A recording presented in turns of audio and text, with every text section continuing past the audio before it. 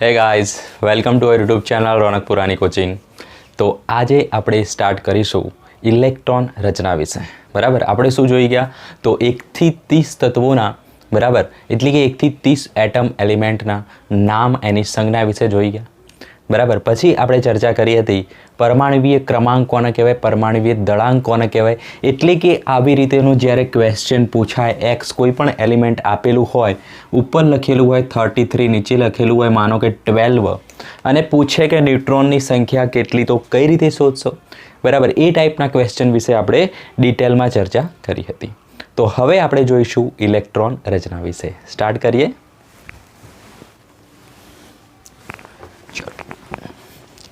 તો 1 થી 18 તત્વોની ઇલેક્ટ્રોન રચના તમારા માટે ઇમ્પોર્ટન્ટ છે. તો સૌથી પહેલાં તો તમને ખ્યાલ હોવો જોઈએ કે પરમાણુની અંદર ઇલેક્ટ્રોન ક્યાં આવેલા હોય. તો પરમાણુના કેન્દ્રમાં આવેલા હોય પ્રોટોન અને ન્યુટ્રોન, જેમાં પ્રોટોન ધનભારિત છે, ઇલેક્ટ્રોન આવેલા હોય છે આજુબાજુની વર્તુળાકાર કક્ષામાં. ઓકે, તો આપણે જોઈએ દરેક કક્ષામાં મહત્તમ કેટલા ઇલેક્ટ્રોન સમાઈ શકે. ઓકે, ચલો તો જોઈએ આપણે. આ રીતેની કક્ષા હોય છે. આ કેન્દ્ર છે કક્ષા 1, કક્ષા 2, કક્ષા 3 એન્ડ કક્ષા 4. ક્લિયર? તો આપણે બતાવી શકીએ કક્ષા 1, 2, 3 એન્ડ 4. ચલો, તો એમાં કેટલા ઇલેક્ટ્રોન સમાઈ શકે છે? તો આપણે એનું એક ટેબલ બનાવી દઈએ. કક્ષા, ઓકે, તો કક્ષાને કઈ રીતે દર્શાવાય? તો કક્ષાને જનરલી કેવી રીતે દર્શાવાય છે? તો કક્ષાને દર્શાવાય છે કે એલ એમ એન વડે. ઓકે, આ વધારે ઇમ્પોર્ટન્ટ છે નહીં, આ વધારે યુઝફુલ થતું છે નહીં. બરાબર, યુઝ શું થાય છે? તો નંબર. તો પ્રથમ જે કક્ષા છે એનો કક્ષા નંબરથી પણ ઓળખાય એને. તો પહેલી કક્ષાને કહેવાય નંબર 1, 2, 3 અને 4. જુઓ, આપણે પણ કક્ષાના નંબરથી જ બતાવી છે. તો કક્ષામાં કેટલા ઇલેક્ટ્રોન હોય તો એ બતાવી દઈએ. મહત્તમ ઇલેક્ટ્રોનની સંખ્યા. તો કક્ષાને શાના વડે દર્શાવાય? કક્ષાને દર્શાવાય સ્મોલ n વડે. આ વસ્તુ ખાસ લખજો. કક્ષાને શાના વડે દર્શાવાય છે? સ્મોલ n વડે.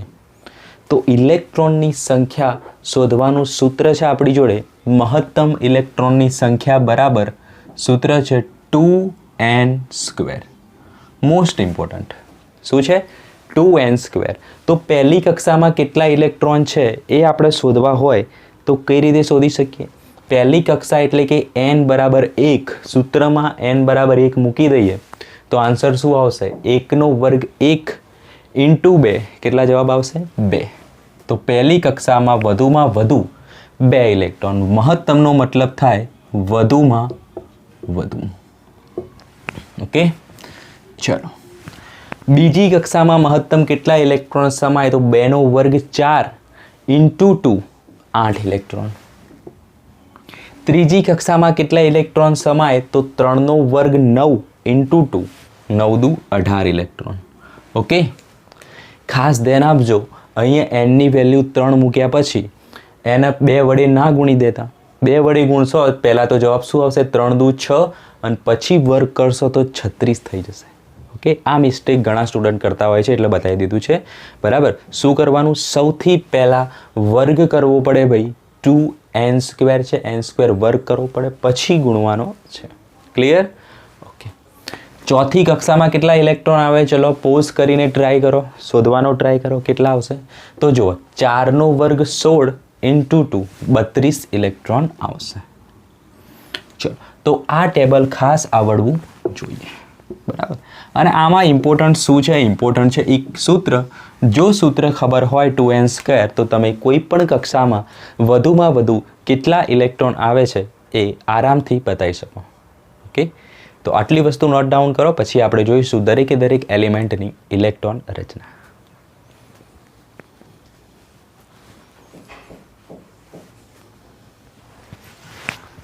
થઈ ગયું?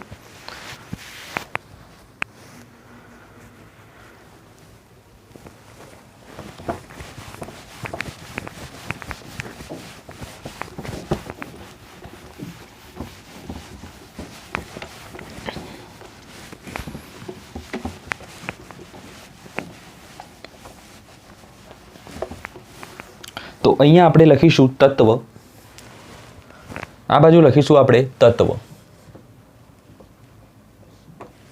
ઓકે, ચલો.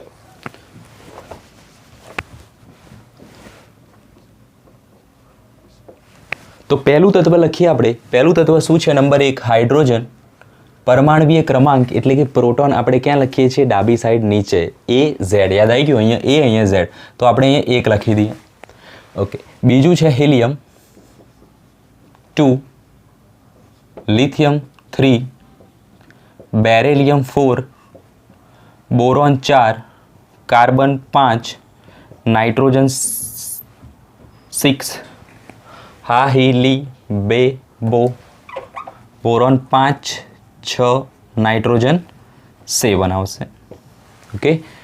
ઓક્સિજન 8, ફ્લોરિન 9 એન્ડ નિયોન આવશે 10. ચલો, આટલી વસ્તુ તો તમને ખ્યાલ છે, બરાબર? આના માટે તમે ફર્સ્ટ વિડીયો જોયો હશે. હવે આપણે જોઈશું આની ઇલેક્ટ્રોન રચના વિશે. તો અહીંયા લખી દઈએ છીએ ઇલેક્ટ્રોન રચના. ઇલેક્ટ્રોન રચના વિશે. ચલો, તો ઇલેક્ટ્રોન રચના આપણે સિમ્પલ જ બતાવવાની છે. પહેલી કક્ષામાં અહીંયા બાજુમાં લખી દઈએ આપણે. પહેલી કક્ષામાં કેટલા ઇલેક્ટ્રોન હોય? 2. બીજી કક્ષામાં કેટલા હોય? 2 નો વર્ગ 4 દુ 8. ત્રીજી કક્ષામાં 18 અને ચોથી કક્ષામાં હશે 32 ઇલેક્ટ્રોન. ઓકે, ચલો જુઓ. તો પછી હાઇડ્રોજન છે તો એમાં 1 ઇલેક્ટ્રોન, તો પહેલી કક્ષામાં જ 1 ઇલેક્ટ્રોન આવી જશે. તો આ થશે એની ઇલેક્ટ્રોન રચના. આ રહેશે વસ્તુ બ્લેન્ક. ત્યાં 0 પણ લખી શકો છો. હિલિયમમાં શું આવશે? પહેલી કક્ષામાં 2, બીજી રહેશે બ્લેન્ક એટલે કે 0. ખ્યાલ આવી ગયો? ચલો. લિથિયમમાં 3 ઇલેક્ટ્રોન છે તો 3 ઇલેક્ટ્રોન પહેલી કક્ષામાં આવશે? વિચારો. ના આવે. કેમ? તો પહેલી કક્ષામાં વધુમાં વધુ 2 ઇલેક્ટ્રોન સમાય એટલે લિથિયમની ઇલેક્ટ્રોન રચના થશે 2, 1. થઈ ગયા 3 ઇલેક્ટ્રોન. ઓકે. બેરેલિયમની થશે 2, 2.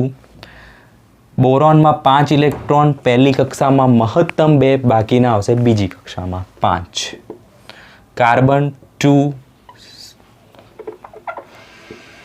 કાર્બનમાં કેટલા આવશે? 6 ઇલેક્ટ્રોન છે એટલે 2 એન્ડ 4. નાઇટ્રોજનમાં 7 છે એટલે કે 2, 5. ઓકે. એન્ડ ઓક્સિજનમાં 8 છે એટલે કે 2, 6. ફ્લોરિનમાં 2, 7 એન્ડ નિયોનમાં 2, 8.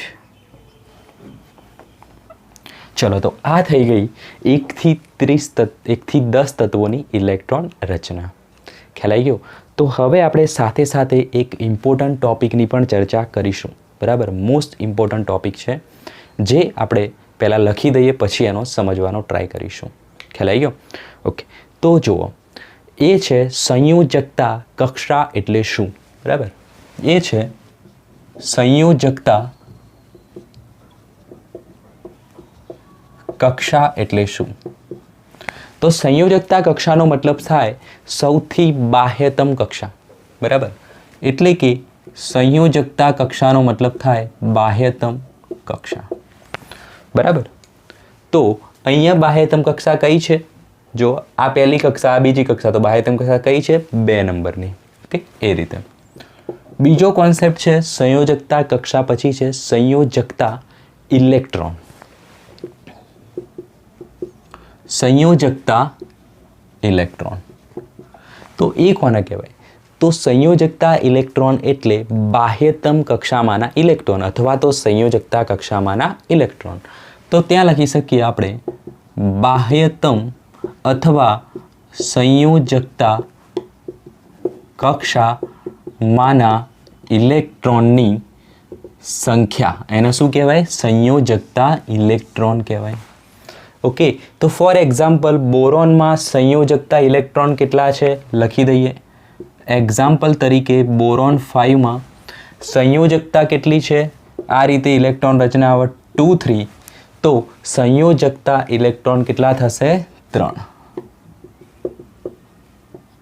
ખ્યાલ આવી ગયો વસ્તુમાં? ઓકે. એ જ રીતે ફ્લોરિનમાં લખવું હોય, ફ્લોરિન 9 છે, સંયોજકતા ઇલેક્ટ્રોન કેટલા આવશે? 2, 7. તો સંયોજકતા ઇલેક્ટ્રોન કેટલા છે આમાં? 7. સૌથી બાહ્યતમ કક્ષામાંના ઇલેક્ટ્રોન. ક્લિયર? હવે ઇમ્પોર્ટન્ટ વસ્તુ આવી રહી છે જે છે સંયોજકતા. ઓકે, વેલેન્સી જેને કહેવાય. શું છે? સંયોજકતા. તો ભાઈ સંયોજકતા એટલે શું? આ વસ્તુ અલગ છે. સંયોજકતા ઇલેક્ટ્રોન એ સંયોજકતા નથી, વસ્તુ અલગ છે. શું છે? તો પરમાણુ જે ઇલેક્ટ્રોન ગુમાવે, એટલે કે ગુમાવાતા ઇલેક્ટ્રોન અથવા મેળવાતા ઇલેક્ટ્રોન અથવા ભાગીદારી થતા ઇલેક્ટ્રોનની સંખ્યા થતા ઇલેક્ટ્રોનની સંખ્યા.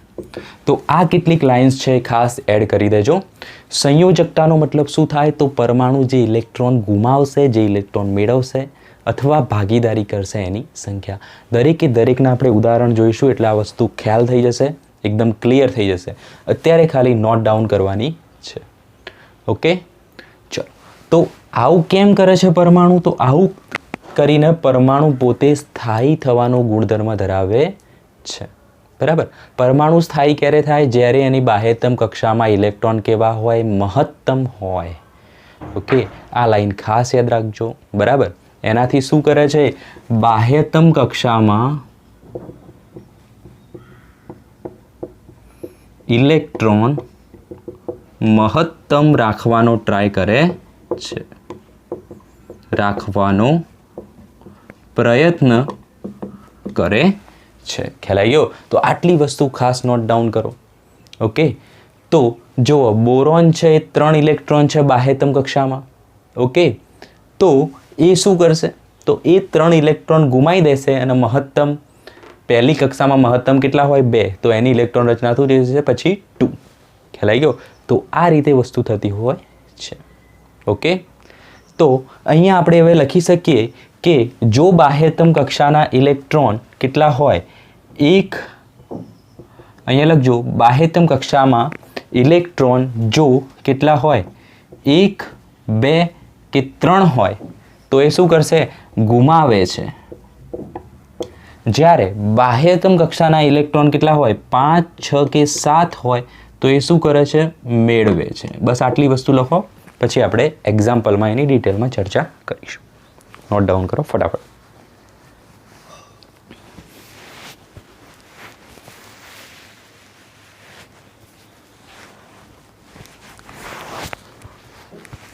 ચલો, થઈ ગયું? Okay,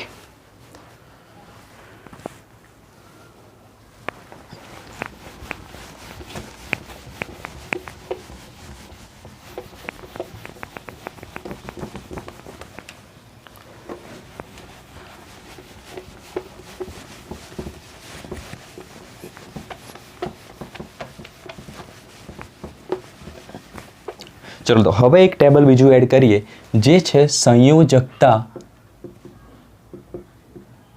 electron. શું છે? સંયોજકતા ઇલેક્ટ્રોન.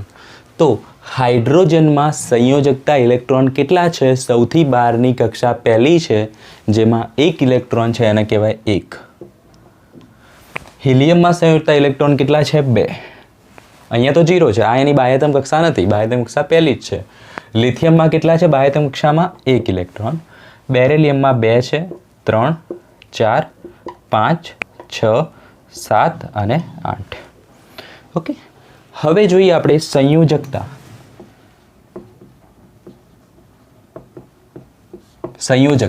ચલો, તો હાઇડ્રોજન શું કરશે? તો એની બાહ્યતમ કક્ષાની મહત્તમ ઇલેક્ટ્રોન રચના પ્રાપ્ત થાય. ઓકે, તો ધ્યાન આપો. ચલો, તો હાઇડ્રોજનની જોડે 1 ઇલેક્ટ્રોન છે તો 1 ઇલેક્ટ્રોન ગુમાવે અથવા 1 ઇલેક્ટ્રોન મેળવશે. ઓકે, જનરલી 1 ઇલેક્ટ્રોન ગુમાવવાનો ગુણધર્મ ધરાવે છે, મેળવે છે અપવાદ છે. તો અહીંયા તમે યાદ રાખશો ગુમાવે છે. તો આ ગુમાવશે તો જ્યારે પરમાણુ ઇલેક્ટ્રોન ગુમાવે, આપણે કીધું હતું એને ઇલેક્ટ્રોન ગુમાવે તો શું બનાવે? Na+. ગુમાવે તો શું બનાવે? ધન આયન. અને ઇલેક્ટ્રોન મેળવે તો શું બનાવે? ઋણ આયન. ચલો, તો આ ઇલેક્ટ્રોન ગુમાવશે તો એ ધન આયન બનાવશે. ઓકે, તો જુઓ, 1 ઇલેક્ટ્રોન ગુમાવે છે તો એની સંયોજકતા થશે 1. હિલિયમ છે એની બાહ્યતમ કક્ષા પહેલી છે અને પહેલામાં મહત્તમ 2 ઇલેક્ટ્રોન હોય તો એ કશું જ નહીં કરે, ના મેળવશે ના ગુમાવશે, એને તો મજા છે, બરાબર, આપણે કંઈ નહીં કરવાનું. ઓકે, ચલો, તો એના સંયોજકતા થશે 0. લિથિયમની બાહ્યતમ કક્ષામાં 1 છે તો એ 1 જે છે એને ગુમાવી દેશે એટલે એની સંયોજકતા થઈ જાય 1. આનામાં બાહ્યતમ કક્ષામાં 2 ઇલેક્ટ્રોન છે તો 2 ને ગુમાવી દેશે, થઈ જશે સંયોજકતા 2. બોરોનમાં 3 છે તો 3 ને ગુમાવી દેશે અને થઈ જશે સંયોજકતા 3. ગુમાવશે તો ઇલેક્ટ્રોન રચના પછી શું થઈ જશે? 2, એટલે કે સ્થાયી. કાર્બન શું કરે છે? તો કાર્બન 4 છે તો 4 ગુમાવે છે, 4 મેળવે છે ના, એ ભાગીદારી કરે છે તો એની સંયોજકતા થશે 4. ચલો, તો સાહેબ આને 2 ઇલેક્ટ્રોન ગુમાયા જ કેમ? બરાબર, આ 6 ઇલેક્ટ્રોન મેળવીને 8 કેમ ના કરી દીધા? બરાબર, આપણે શું કીધું? બાહ્યતમ કક્ષામાં 8 હોવા જોઈએ. જો આ 6 મેળવે તો 8 થઈ જાય, બિલકુલ થઈ જાય. પરંતુ અહીંયા શું છે? ઇઝી વસ્તુ કરે છે. પરમાણુ કેવું કરે છે? બહુ ઇઝી કામ પહેલાં કરે છે, એને મજા આવવી જોઈએ. ખ્યાલ આવ્યો? જો 2 ઇલેક્ટ્રોન ગુમાવવા ઇઝી છે, 6 ઇલેક્ટ્રોન મેળવવા કરતાં પેલી સંખ્યા વધુ છે, 2 ઇલેક્ટ્રોન ગુમાવવા કેવા છે? એકદમ સરળ વસ્તુ છે, તો એ પહેલાં ગુમાવી દેશે. ખ્યાલ આવી ગયો? એ રીતે વિચારવું. 5 છે તો એને શું કરવું પડે? કાં તો 5 ગુમાવે કાં તો 3 મેળવે. 8 કરવા માટે શું કરવું પડે? 5 ગુમાવે તો 2 જેવી થઈ જાય સ્થાયી, 3 મેળવે તો 8 થઈ જાય. તો ઇઝી વસ્તુ શું છે? 5 કે 3? 3, તો એ 3 મેળવી લેશે તો સંયોજકતા થશે 3. એ જ રીતે ઓક્સિજન છે, 2 ઇલેક્ટ્રોન મેળવે છે, સંયોજકતા થાય છે 2. અહીંયા લખી શકીએ આપણે 3 ઇલેક્ટ્રોન મેળવે છે, 2 ઇલેક્ટ્રોન મેળવે છે. ફ્લોરિન છે, 1 ઇલેક્ટ્રોન ગુમાવી દેશે, સંયોજકતા થઈ જશે 1 ઇલેક્ટ્રોન મેળવે છે, સંયોજકતા થઈ જશે 1 અને નિયોનની થઈ જશે 0. હવે ખાસ ધ્યાન આપો, ગુમાવે કે મેળવે, સંયોજકતા હંમેશા ધન હોય. સંયોજકતાનું મૂલ્ય ક્યારેય ઋણ હોય નહીં. ખ્યાલ આવી ગયો આટલી વસ્તુ? ચલો, તો આટલું નોટ ડાઉન કરી દો. જો આપણે આના આયન બનાવી દઈએ. ચલો, તો અહીંયા એને શું કર્યું છે? તો જો ઇલેક્ટ્રોન ગુમાયો છે, આ ઇલેક્ટ્રોન મેળવ્યો છે. ઓકે, તો ઇલેક્ટ્રોન ગુમાયો હોય તો જે આયન બને કેવો હોય? ધન આયન બને. મેળવે તો ઋણ આયન બને. તો હાઇડ્રોજન 1 ઇલેક્ટ્રોન ગુમાવે છે તો એનો આયન કેવો થશે? પ્લસ થશે. ઓકે, હિલિયમનો આયન થશે નહીં. લિથિયમે 1 ઇલેક્ટ્રોન ગુમાવ્યો છે તો કેટલા થશે? લિથિયમ +1. બેરેલિયમે 2 ઇલેક્ટ્રોન ગુમાયા તો બેરેલિયમનો આયન કેવો હોય? B+2. બોરોને 3 ઇલેક્ટ્રોન ગુમાયા તો બોરોનનો આયન હોય +3. ઓકે, કાર્બને 4 ઇલેક્ટ્રોન જોડે ભાગીદારી કરી તો એનો આયન કેવો હશે? કાર્બન +4. ઓકે, ચલો, પણ એવું આપણે જનરલી લખતા નથી કારણ કે એ શું કરે છે? ભાગીદારી કરે છે. તો આને આપણે રાખીશું ક્લોઝ. અહીંયા આપણે લખી દઈએ એની જગ્યાએ 4 બંધ. આ વધુ બેટર રહેશે. કાર્બનના કેટલા બંધ હોય? 4 બંધ. નાઇટ્રોજન જે છે એ 3 ઇલેક્ટ્રોન મેળવે છે માટે કેવો બનાવતો હશે? ઋણ આયન બનાવતો હશે તો ત્યાં આવશે N3-. ઓક્સિજન છે, એની સંયોજકતા 2 છે, 2 ઇલેક્ટ્રોન મેળવે છે તો એનો આયન હશે O2-. ફ્લોરિન છે, 1 ઇલેક્ટ્રોન મેળવે છે તો એનો આયન હશે F1-. ઓકે, અને નિયોન છે, એની તો કોઈ સંયોજકતા છે નહીં, નિષ્ક્રિય છે, કશું જ કરતો નહીં, કોઈ બંધ નહીં બનાવતો તો એના આપણે જોઈશું નહીં, એનો કોઈ આયન નહીં હોય. તો ઉપરના બધા ધન આયન જેને ઇલેક્ટ્રોન ગુમાયા હતા, આ ઇલેક્ટ્રોન મેળવવાવાળા બધા જ ઋણ આયન બનાવે છે. તો જ્યારે આપણે સંયોજન બનાવીશું ને ત્યારે આ વસ્તુ ખૂબ જ ઇમ્પોર્ટન્ટ રહેશે. તો આને તમારે યાદ રાખવાનું છે. તો ભાઈ બોરોનનો કેટલો આયન હોય? બોરોન +2 હોય કે +3 હોય? બોરોન +3 હોય. અને કેમ હોય છે? તો એનું રીઝન આ છે. ઓકે, ઇલેક્ટ્રોન રચના આવડવી જોઈએ. 3 હોય તો એ 3 ગુમાવશે નહીં કે 5 મેળવશે. ઓકે, તો આના પરથી આપણે એના આયન જોઈ લીધા છે. ઓકે, તો જેટલી એની સંયોજકતા હોય એટલા એ બંધ બનાવી શકે. બરાબર, આ વસ્તુ ખાસ યાદ રાખવાની. જેટલી સંયોજકતા હોય એટલા એ બંધ બનાવી શકે. દાખલા તરીકે બેરેલિયમ હોય તો એના બંધ કેટલા હોય? 2 હોય. ઓકે, ઓક્સિજન હોય એની સંયોજકતા 2 છે તો એના બંધ કેટલા હોય? 2 હોય. ઓકે, બી છે, હિલિયમ છે 0, તો એ શું કરશે? જનરલી કોઈ સંયોજન બનાવતું નથી, પણ અપવાદ હશે એના પણ. ચલો, ફ્લોરિનનું કેટલું બંધ હશે? 1 બંધ હશે. ક્લિયર? તો આટલી વસ્તુ ખાસ નોટ ડાઉન કરો, 1 થી 10 તત્વોની ઇલેક્ટ્રોન રચના. ઓકે, તો બાકીની ઇલેક્ટ્રોન રચના છે આપણે પાર્ટ 2માં ડિવાઈડ કરી દઈએ, એટલે કે પાર્ટ 2માં જોઈશું. ખ્યાલ આવી ગયો? તો આટલી વસ્તુમાં ખાસ ખ્યાલ આવ્યો હોવો જોઈએ. ઓકે, તો નેક્સ્ટ વિડીયોમાં મળીએ 11 થી 18 તત્વોની ઇલેક્ટ્રોન રચના સાથે. એની સંયોજકતા શું છે, એ કેવા આયન બનાવે છે, બરાબર? મોસ્ટ ઇમ્પોર્ટન્ટ વસ્તુ છે આયન કેવા બને છે એ સમજવા. ઓકે, જેથી કરીને તમે સંયોજન બનાવી શકો. ઓકે, તો નેક્સ્ટ વિડીયોમાં મળીએ. બાય.